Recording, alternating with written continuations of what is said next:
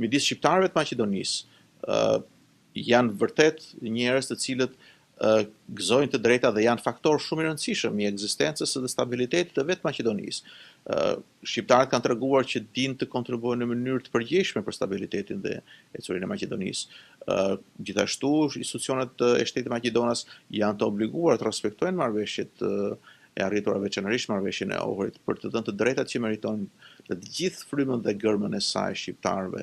sepse në fundit është jo vetëm një obligim i ardhur nga nënshkrimi dhe angazhimi në këtë marrëveshje, por janë elemente bazë dhe fundamentale të drejtave që duhet gëzojnë shqiptarët në Maqedoni. Klasa politike në Maqedoni duhet të marrë më shumë përgjegjësi në mënyrën e koordinimit midis vetes dhe të shërbejë shumë më tepër interesave që ajo profesion të qytetarëve që përfaqëson,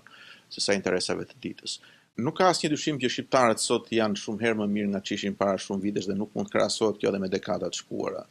Shqipëria është vend antar i NATO-s, Shqipëria është një vend kandidat për Bashkimin Evropian, ka sfida të shumta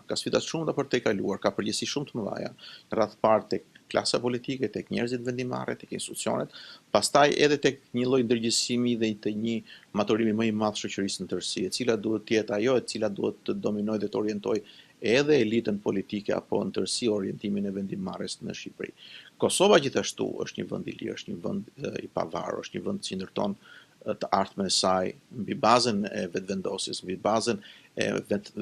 vendimeve që merren nga institucionet e shtetit të Kosovës, por dhe aty mbetet probleme të mëdha, mbeten sfida të mëdha, zhvillimi ekonomik, lufta kundër krimit të organizuar, lufta kundër korrupsionit, pra forcimi i institucioneve.